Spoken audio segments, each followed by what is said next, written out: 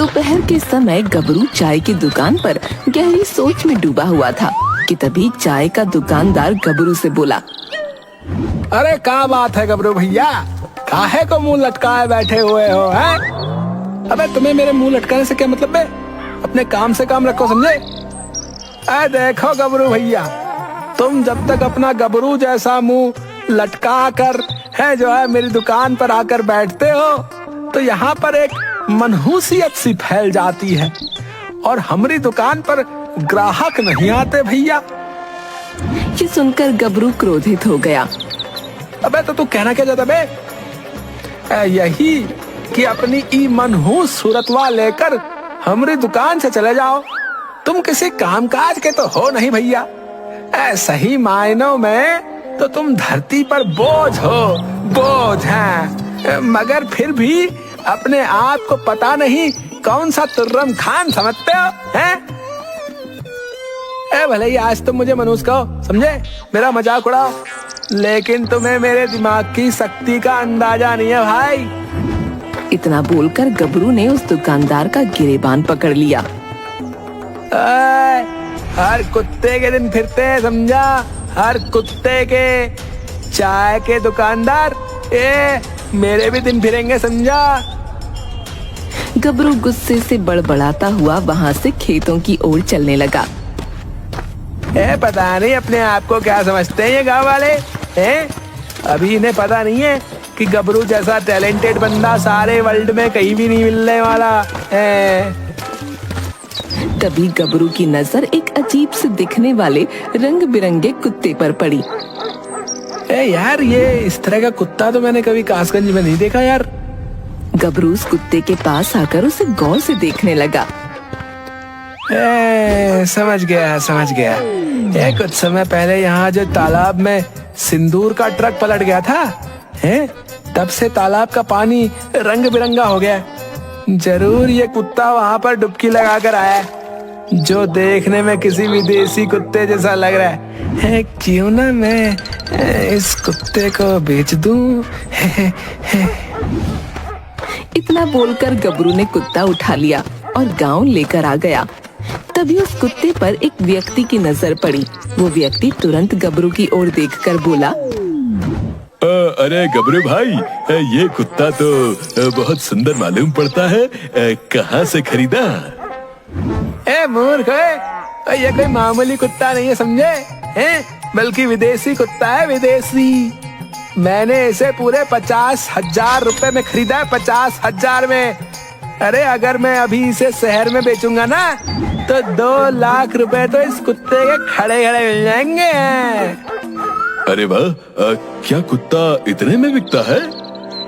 कभी जाकर नेट पे सर्च करना, एक कुत्ता 10-10 लाख रुपए तक में बिकता है, समझा? उस व्यक्ति की आंखों में लालच आज झलकने लगा। उसने तुरंत अपनी जेब से 50,000 रुपए की गड्डी निकाली और गबरू को पकड़ा दी। गबरू भाई, प्लीज एक कुत्ता मुझे दे दो। मैं वाला अपना 1.5 लाख का नुकसान क्यों करूं बे? अरे हम दोनों एक ही गांव के हैं। मैं इस कुत्ते को बेचूंगा नहीं, बस मुझे इसे देखकर पहली ही नजर में प्रेम हो गया है। थोड़ी सी नानुकुर करने के बाद गबरू ने वो कुत्ता उस व्यक्ति को दे दिया और अपने घर पर जाकर पैसे गिनने लगा। काश मुझे इसी तरह से कुछ 2-4 कुत्ते और मिल जाएं, तो अच्छी खासी रकम इकट्ठा करके व्यापार में लगा दूं है। तभी वहाँ पर गांव का मुखिया उसी व्यक्ति को लेकर गबरू के घर पहुँचा। ये क्या मुखिया जी, बगैर दरवाजा खटखटाए मेरे घर में घुसने की तुम्हारी हिम्मत कैसे हुई बे?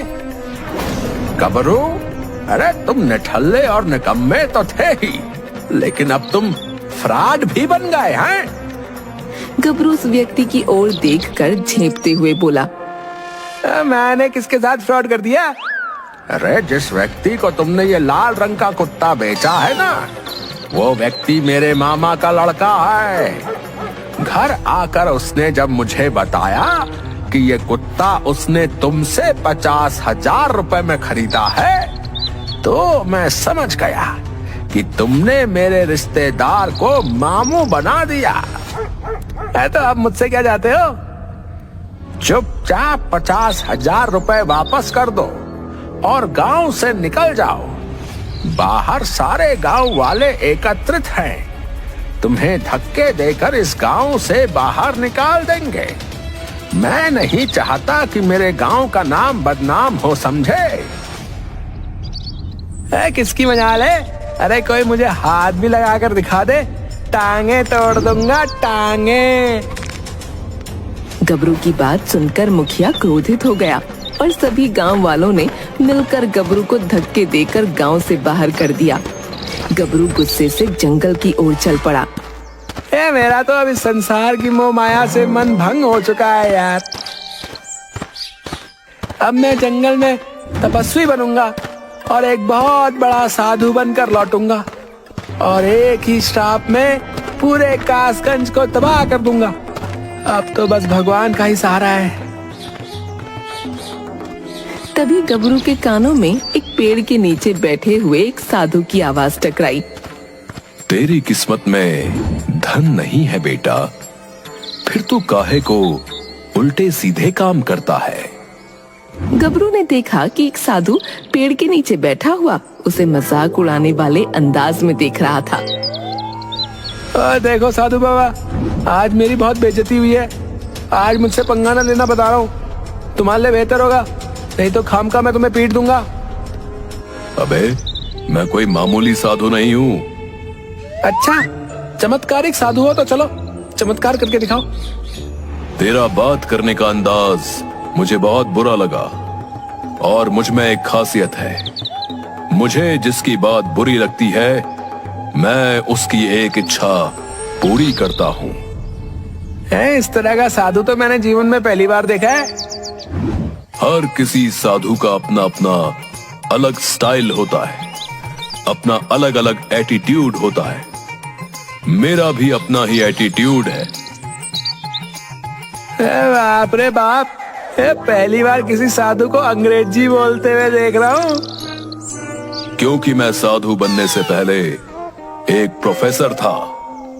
अब समय बर्बाद मत कर, बोल क्या मांगता है? गबरू गहरी सोच में डूबता हुआ बोला, मुझे एक ऐसी शक्ति दे दो साधु बाबा कि मैं कुछ देर के लिए कभी भी किसी का भी रूप धारण कर सकूं। फिर देखना मैं कैसा बड़ा आदमी बन के दिखाता हूँ। साधु ने तुरंत अपना हाथ घुमाना शुरू कर दिया। अगले ही पल उसके हाथ में एक मुखौटा आ गया। साधु उस मुखौटे को गबरू के हाथ में पकड़ाता हुआ बोला, ये कोई मामूली मुखौटा नहीं है। इस मुखौटे को पहनने से पहले जिस व्यक्ति का रूप तुझे बदलना हो उसकी छवि एक बार सोच लेना। मुखौटा पहनते ही तू उसके जैसा दिखने लगेगा और जब तू अपने चेहरे को हाथ लगाएगा अपने असली रूप में आ जाएगा और मुखौटा तेरे हाथ में आ जाएगा। अगर ऐसी बात है तो सबसे पहले आपका ही रूप धारण कर लेता हूँ। इतना बोलकर गबरू ने वो मुखौटा पहन लिया। अगले ही पल गबरू साधु के रूप में परिवर्तित हो गया। आप तो वास्तव में चमत्कारी बाबा निकले साधु बाबा। अब अपने असली रूप में आ जाओ और धन कमा कर दिखाओ। कुछ दिनों बाद मैं तुमसे ये मुखौटा वापस मांगने आऊंगा। तब तक तुम्हारी जो मर्जी आए वो करना, लेकिन याद रखना तेरी किस्मत में धन नहीं। इतना बोलकर वो साधु वहाँ से चला गया। गबरू ने जैसे ही अपने चेहरे को हाथ लगाया, गबरू अपने असली रूप में आ गया और वो मुखौटा उसके हाथ में। गबरू मुस्कुराता हुआ अपने आप से बोला, गांव के मुखिया है बे, तूने मुझे बहुत अपमानित किया है बे। सबसे पहले मैं तुझसे ही बदला लूंगा, समझा?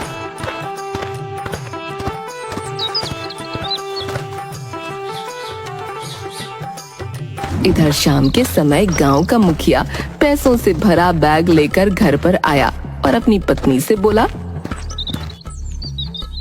अरे भाग्यवान, सुनती हो? कहाँ हो तुम?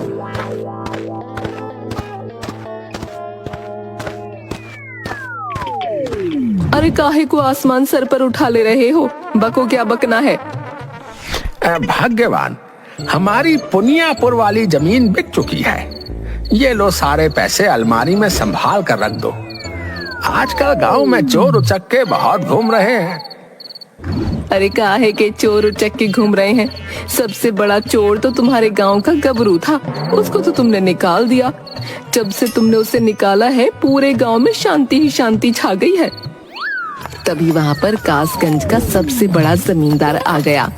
जमींदार को देखकर मुखिया बुरी तरह से चौंकता हुआ बोला, अरे जमींदार साहब, इतनी रात गए आप? मुखिया जी, मुझे पैसों की बहुत आवश्यकता है। तुम मुझे 25 लाख रुपए उधार दे दो और 1 हफ्ते बाद ब्याज सहित 30 लाख रुपए वापस ले लेना। आप बिल्कुल सही समय पे आए हैं जमींदार साहब। आज ही मेरी जमीन 25 लाख रुपए में बिकी है। ये लीजिए 25 लाख रुपए और 1 हफ्ते बाद मैं 30 लाख रुपए वापस लेने आ जाऊंगा। जमींदार 25 लाख रुपए लेकर वहाँ से चला गया। मुखिया अपनी पत्नी की ओर देखकर बोला, देखा भाग्यवान, इसे कहते हैं मुनाफा। बैठे बैठे ही 5 लाख रुपए का मुनाफा हो गया। जमींदार वहाँ से कुछ दूर जाकर एक खेत पर रुक गया। जैसे ही जमींदार ने अपने चेहरे पर हाथ लगाया, वो गबरू के रूप में परिवर्तित हो गया और मुखौटा गबरू के हाथ में आ गया। अबे मूर्ख साधु, बोल रहा था कि मेरी किस्मत में धन नहीं है। एक ही बार में 25 लाख रुपए कमा लिए मैंने। अब इसी 25 लाख रुपए से मैं 25 लाख और बना के दिखाऊंगा।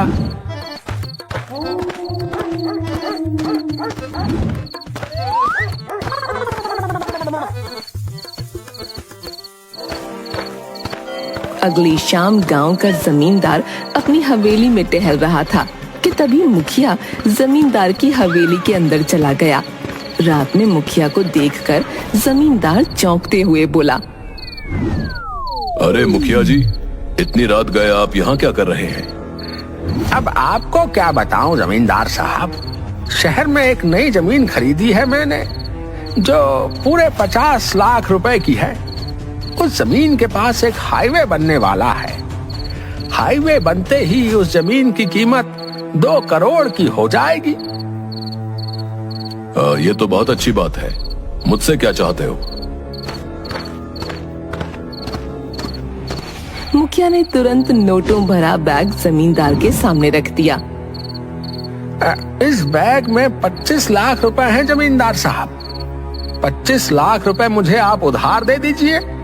जैसे ही जमीन की कीमत 2 करोड़ की होगी, आधा आधा बांट लेंगे। और इसमें कितना समय लगेगा? ज्यादा नहीं जमींदार साहब, सिर्फ 1 हफ्ता लगेगा।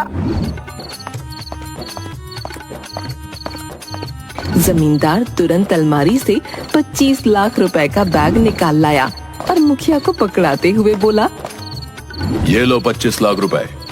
याद रखना, 1 हफ्ते बाद मुझे 1 करोड़ मिल जाने चाहिए। मुखिया खुश होता हुआ वहाँ से सीधा जंगल की ओर चला गया। जैसे ही मुखिया ने अपना हाथ चेहरे पर लगाया, वो गबरू के रूप में परिवर्तित हो गया और मुखौटा उसके हाथ में आ गया। ए वाह मेरे जादुई मुखौटे, तूने तो मुझे 2 ही दिन में लखपति बना दिया रे। पूरे 50 लाख रुपए कमा लिए मैंने। मैं अब गांव के हर व्यक्ति को ऐसी चूना लगाऊंगा, किसी को नहीं छोड़ूंगा। मुखिया और जमींदार से 25-25 लाख रुपए कमाए। अगर मुझे रूप बदलकर 10 रुपए भी लूटने पड़े तो मैं वो भी लूट लूंगा, लेकिन छोड़ूंगा किसी को नहीं।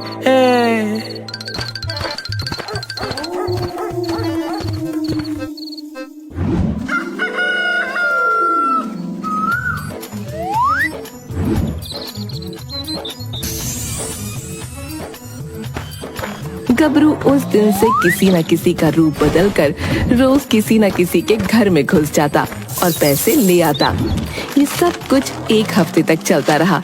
एक हफ्ते बाद मुखिया जमींदार की हवेली में जाकर बोला,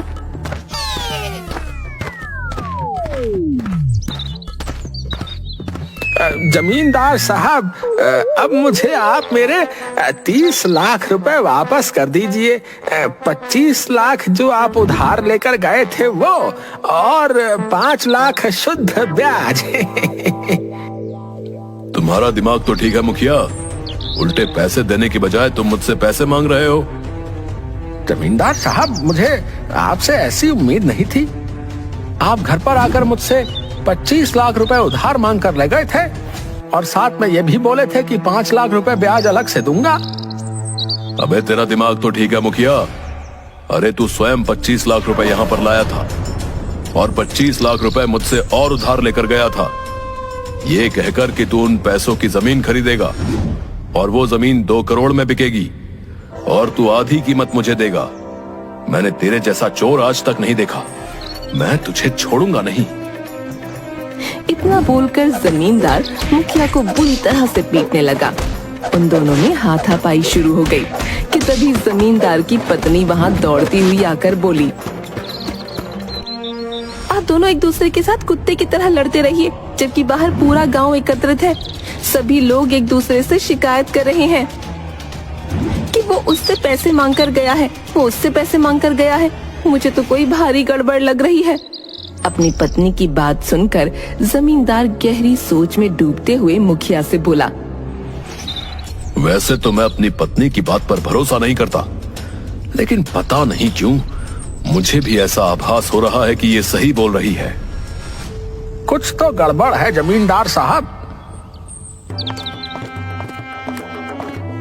तभी वहाँ पर वही साधु आकर उन दोनों की ओर रहस्यमयी अंदाज में देखकर बोला, मैं जानता हूँ कि ऐसा कौन कर रहा है, और मैं ये भी जानता हूँ कि वो इस वक्त कहाँ है, और मैं ये भी जानता हूँ कि अगर मैंने तुम सबको उसके बारे में अभी नहीं बताया तो तुम सबके पैसे कभी नहीं मिलेंगे। अरे साधु, तो फिर बताता क्यों नहीं? बस बोले जा रहे हो कि मैं ये भी जानता हूँ, मैं वो भी जानता हूँ। चलो मेरे साथ। साधु मुखिया और जमींदार और गांव वालों को सीधे एक खेत में ले गया, जहाँ पर गबरू एक झोपड़ी के अंदर बैठा पैसे गिन रहा था। उन सबको देखकर गबरू बुरी तरह से चौंक गया। तुम सब यहाँ क्या कर रहे हो बे? और तुम्हें यहाँ का पता किसने दिया? साधु ने तुरंत गबरू के बगल में रखा मुखौटा उठा लिया। गबरू, इन सबको मैं यहाँ पर लाया हूँ, और मैंने तुम्हारी पोल उनके सामने खोल दी है। अबे मूर्ख साधु, अबे जब तुझे ऐसे ही करना था तो फिर तूने मुझे ये जादुई मुखौटा दिया ही क्यों? मेरी ये खासियत है कि मुझे जिसकी बात बुरी लगती है मैं उसकी मुंह मांगी एक इच्छा पूरी करता हूँ, लेकिन साथ ही साथ कुछ दिन बाद मैं उससे बदला भी ले लेता हूँ। तूने मुझसे बदतमीजी से बात की, ये इसका बदला है। अबे तो तूने अपनी दूसरी खासियत मुझे पहले क्यों नहीं बताई बे? क्योंकि तूने पूछी ही नहीं, मूर्ख नाटे। साधु की बात सुनकर गबरू गुस्से से आग बबूला हो गया और उसने तुरंत साधु का गिरेबान पकड़ लिया। मैं तुझे जिंदा नहीं छोड़ूंगा साधु। तूने तो मेरे साथ दुश्मन से भी बदतर व्यवहार किया। अगर तू आज रात इन्हें नहीं बताता तो मैं लखपति बन जाता। तुझे मैंने कितनी अच्छी शक्ति दी, लेकिन तूने इसका सही इस्तेमाल करने की बजाय उसका गलत इस्तेमाल किया। अबे मुंह बंद कर, मेरे सामने ये बोल बच्चन झाड़ने की जरूरत नहीं, समझा? मैं तुझे छोड़ूंगा नहीं बे। इतना बोलकर गबरू साधु को पीटने लगा। तभी जमींदार और मुखिया चीखते हुए गांव वालों से बोले, देखते क्या हो, पकड़ कर मारो इस गबरू को और सारा पैसा छीन लो। सारे गांव वाले गबरू के पीछे भागने लगे और गबरू दौड़ता हुआ जंगल की ओर घुस गया और अपने आप से बोला, मुझे कुछ दिनों के लिए यहाँ से फरार हो जाना चाहिए, नहीं तो ये गांव वाले मुझे जान से मार देंगे। गबरू कुछ दिन के लिए गांव छोड़कर फरार हो गया।